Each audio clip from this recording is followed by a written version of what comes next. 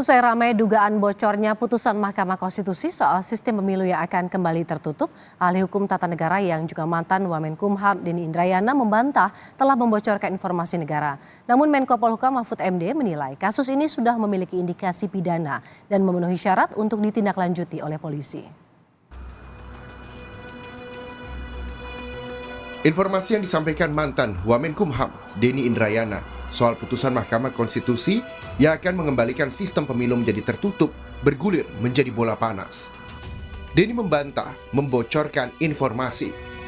Ia meyakini informasi yang ia peroleh bukan berasal dari MK, melainkan dari orang yang dipercayanya. Denny bilang harus menyampaikan info tersebut ke publik untuk mengingatkan MK agar jangan salah memutus soal sistem pemilihan umum.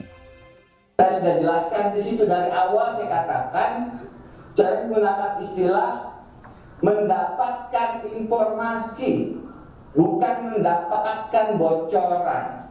Saya memakai istilah MK akan memutuskan. Memang belum ada keputusan.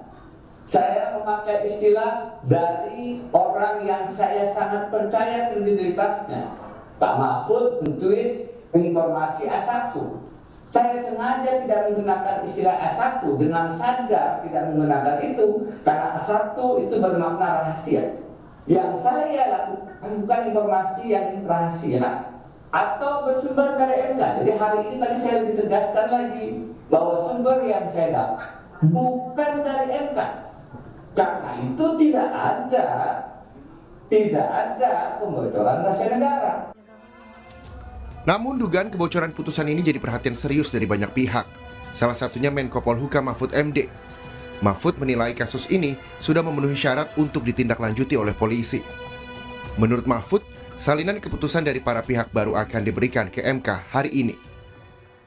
Iya, memenuhi syarat untuk direspons oleh polisi karena kan termasuk pembocoran rahasia yang tidak boleh dibuka ke publik, apalagi MK-nya sendiri memang belum rapat. Oh, informasinya sudah 86/3. MK itu baru, saya sudah tanya tadi, baru akan menerima kesimpulan dari masing-masing yang berperkara itu besok tanggal 31. Sesudah itu dijadwal sidang untuk mengambil kesimpulan. Pak Kapolri ngelihat, ya kita pelajari dulu kalau ada laporan seperti apa, memenuhi syarat apa tidak. Tetapi MK sendiri sekarang udah ngambil tindakan ke dalam. Polemik sistem pemilu ditanggapi beragam oleh partai politik di legislatif. Dari seluruh fraksi, PDIP jadi satu-satunya partai yang mendukung kembalinya pemilu ke sistem proporsional tertutup. Sementara mayoritas fraksi yakni 8 fraksi kompak membuat pernyataan sikap menolak pemilu 2024 kembali ke sistem tertutup atau hanya mencoblos lambang partai. 8 fraksi tersebut yakni Golkar, Gerindra, Nasdem, PKB, Demokrat, PKS, PAN, dan P3. Kemarin ke-8 fraksi ini kembali menegaskan sikapnya untuk menolak sistem pemilu secara tertutup, apalagi proses pemilu sudah berjalan. Ketua fraksi Golkar di DPR, Kahar Muzakir menyebut, sistem pemilu tertutup dinilai akan membuat caleg-caleg yang telah mendaftar ke KPU akan kehilangan hak konstitusionalnya untuk dipilih.